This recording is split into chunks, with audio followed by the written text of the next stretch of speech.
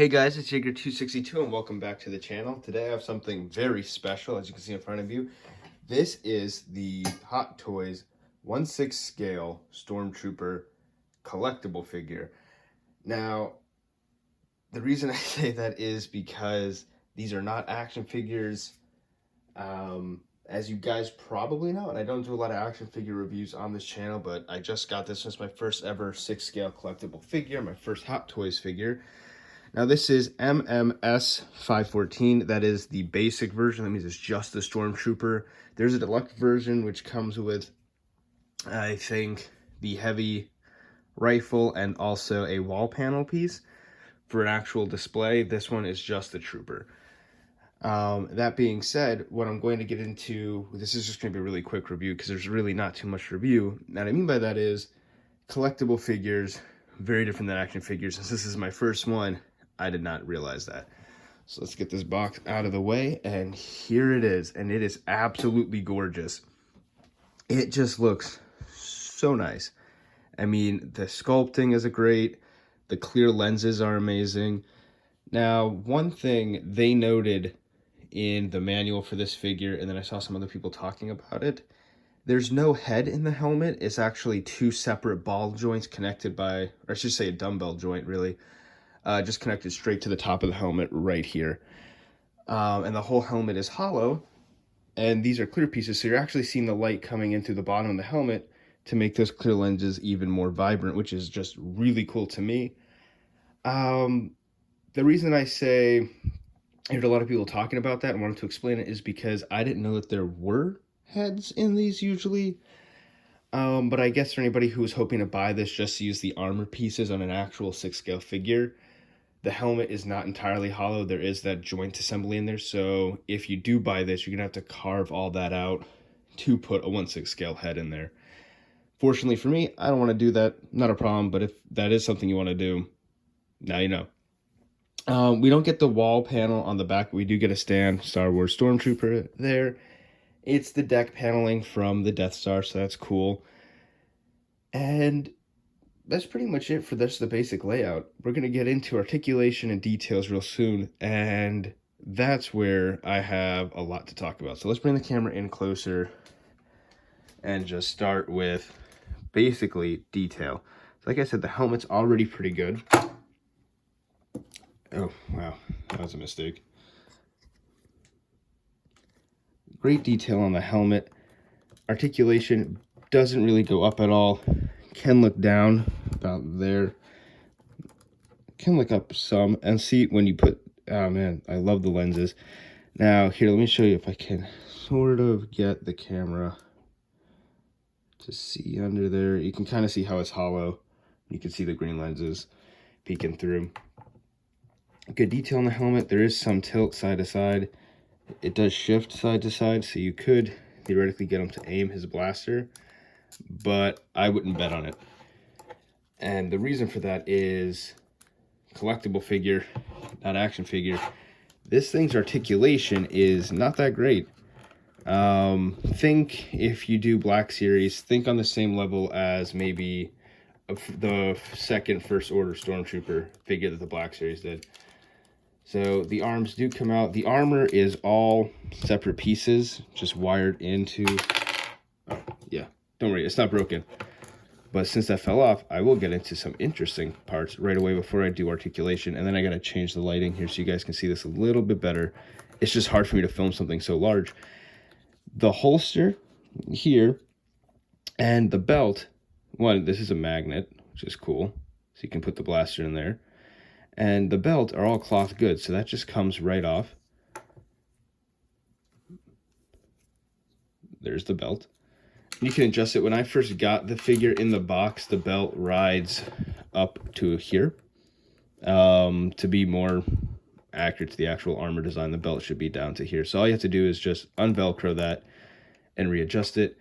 And the actual thermal detonator is metal on the back, and these two metal clips just slide onto the belt. Once you actually get it velcro to hide this big velcro block here, they just go right over it like that, and it hides it, keeps it seamless.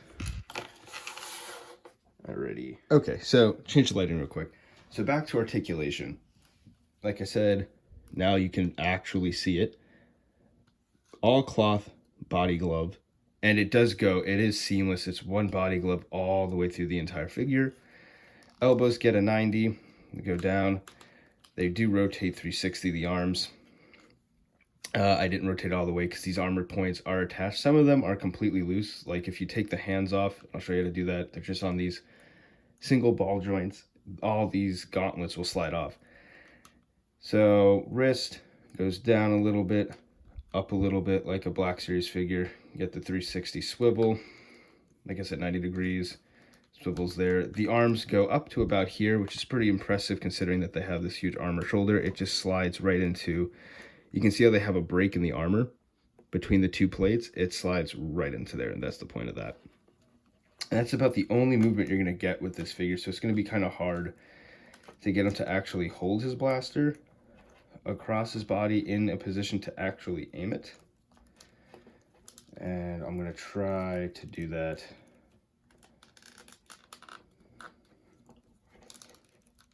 Yeah, that's about the best you're going to be able to do. And again, not bad. For what it is, it's pretty good. I just thought that these were going to be 1/6 scale action figures. When I was a kid, I used to have like G.I. Joes.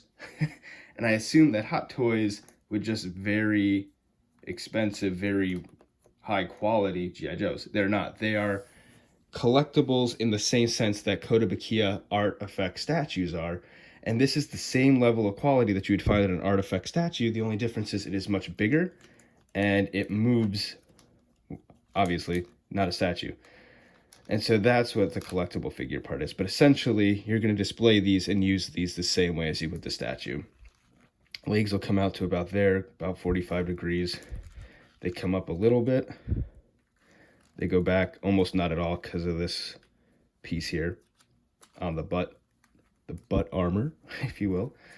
You do get a double jointed knee, so it pulls out pretty far. You can get some kind of an action pose, but nothing that'll look really natural. And then it is just a ball joint on the foot. Goes up, down, and then you get the side rocker. Oh, I'm sorry, you didn't see that at all. Goes up to about there, goes back to about there.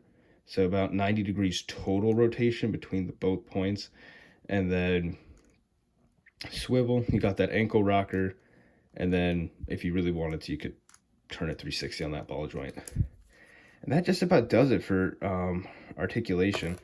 I was really, again, surprised by this and really expected something to be at the same quality as like a SHS Figure Arts figure or something like that. So not at all. Closer to a stiff Black Series figure. But the quality on it is just amazing. I mean, it's got great paint apps on the buttons. Again, the helmet, oh, let me show you the bottom of the helmet if you can see it now that I have better lighting. Probably not still, but there's a ball joint up here, and then there's another one in the neck. That's the dumbbell there. Just really incredible details on the actual helmet itself. I love the high gloss finish, as it should be. These are all decals, but that's fine. They look great. The only gripe I have with actual presentation of the figure is that they did this gray wash to dirty them up and make them look more militant and utilitarian than just really shiny guys standing around the Death Star. It's just a bit heavy and inconsistent in some places, like between the two legs. Honestly, not enough for me to care. Now, if you're paying this much money for a collectible figure, that might bother you. So just so that way you know, if you do get this version of this figure, or actually, I don't know how quality control is done at Hot Toys, so it could just be all versions of this, or every version is different, one of those two. If that bothers you, I don't know what to tell you. I guess you could repaint it. But for me, not really that big of a deal. I kind of like the effect that it has, and I like the asymmetry of it, because Stormtrooper armor, especially in the legs, is supposed to be asymmetrical. Now, we only get one accessory besides the stand in this version of the figure, and you do need that stand. He's pretty sturdy on his own. He's actually pretty heavy. He weighs about 1/4 pound. So you don't really need it, but just to move him around when you're changing hands, he does tend to wobble. So just use the stand. I would. The blaster itself is actually really nice. Oops, again, held it out of range. Really nicely detailed. They have the actual charging handle from the Sterling submachine gun that these were based off of.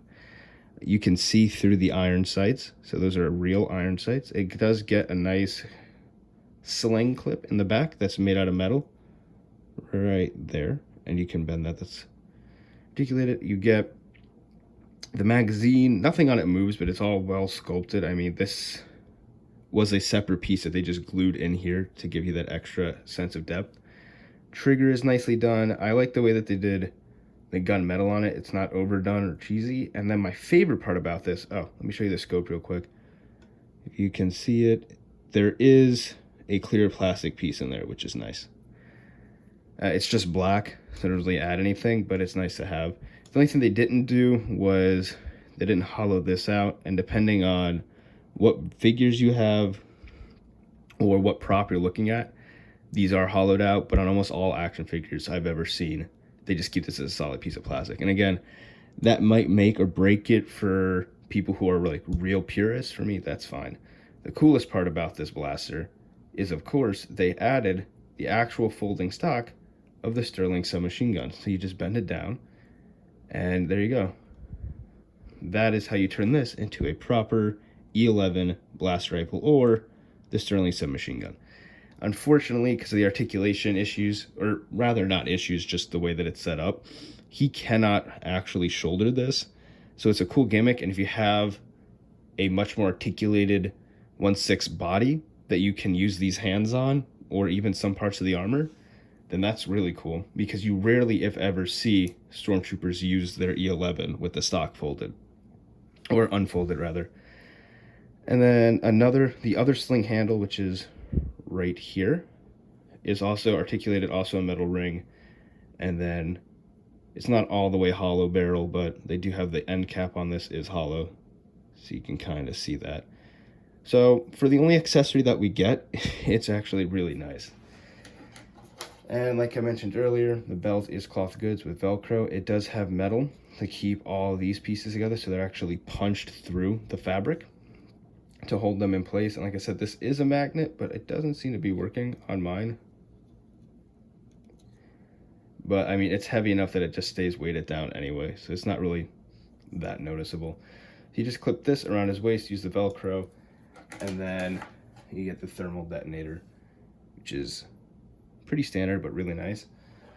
So if you're like me and you've never had one of these figures before, which I haven't, I'm just going to take it, put it around his waist. The best way I could say to measure this out is to just try and put the top of the belt right on this seam line, because once you get any lower, it's going to become too wide. So you get that there. That's what it looks like from the front, right where it should be, below, way below the buttons. Again, when it came in the package, it was up here. These are on either side, perfect. The holster is slightly behind him. And so the only problem here is that now you have this giant weird Velcro looking thing in the back that's not really pretty to look at. And that's where the thermal detonator goes to kind of hide that. And you just, I can get it on camera. You're gonna hook it into the belt like so, right over that, and voila, there you go. Now that Velcro is covered up, you got the very last piece of the Stormtrooper, and he looks great. And just in case, you can holster the E11, but for some reason they have the holster on backwards. So to do it, you're gonna have to put the trigger and the trigger assembly facing forward or to the front of the Stormtrooper, and then this just drapes over like that. And it is cut and shaped that way, so you can't really turn the blaster around. And that is because of the magazine clip, which is why generally in the movies and stuff, you will see Stormtroopers with the holster here on the left. So that way they can keep it within reach, because this guy can't cross draw that. So that isn't particularly movie accurate. Again, that might make or break it. The holster should have just been on this side. But again, a really small mistake in a figure that I personally will never really display holstered. because I want him holding that blaster on the stand. So all around, just a really impressive figure. I did not know, part of the reason why I'm making this video is because one, I just really enjoy it so much. And two, did not know the difference between a collectible figure and a very big action figure. So now, hopefully you guys will know and start your, oh, I got my lamp in the way, 1/6 collection. These are 12 inches other way around, whereas 1/12 is 6 inches. Now, in the box, you do get some, I don't want to say they're other accessories, but I guess you could. Basically, just different sets of hands. So, he has 2 hands like this for holding, and then 2 trigger hands. So that way you can put the blaster left-handed, as you would have seen some Stormtroopers using it in the movies, even though the holster is on the right side. Or you could have 2 fists. It comes with 2 fist hands, and then it comes with just a completely open hand, but just on the left. I don't really know if that's supposed to help hold the blaster better than this one. I mean, it pretty much grips the blaster nicely. I don't know if it's just to have like a stopping hand or what, but you do get one in the box. And then other than that, that's it. Again, not the deluxe version, just a very simple, basic version, but still a very high quality figure. Very happy to have this as my first 12-inch figure or 1/6 scale collectible figure. They are shipping now, and the reason I say that is because, one, most pre-orders, I got this through Sideshow, so most of their Hot Toys are pre-orders, but I would hesitate to pre-order anything from them right now because, as you know, Hot Toys is a Chinese-based company, and so they are officially stopped shipping orders for now, just because of the virus. So the good news here is that this is shipping. So if you guys want to go and pick up your own Stormtrooper, you can do that, and you will actually get it. They're in the US now at the Sideshow warehouse. So as always, thank you so much for watching. Please give this a thumbs up if you enjoyed it, or subscribe to the channel. If you want to see more videos like this, let me know in the comment section below. Again, I don't do a lot of action figure reviews, but I do like action figures. I do love Star Wars, and I love to continue doing videos like this one. So if you do enjoy it, please let me know. Or let me know if you've collected Hot Toys or any kind of 1/6 scale collectible figures before, and which ones are your favorites, or which ones you are most excited to see coming up in the pre-orders. And as always, I will see you next time.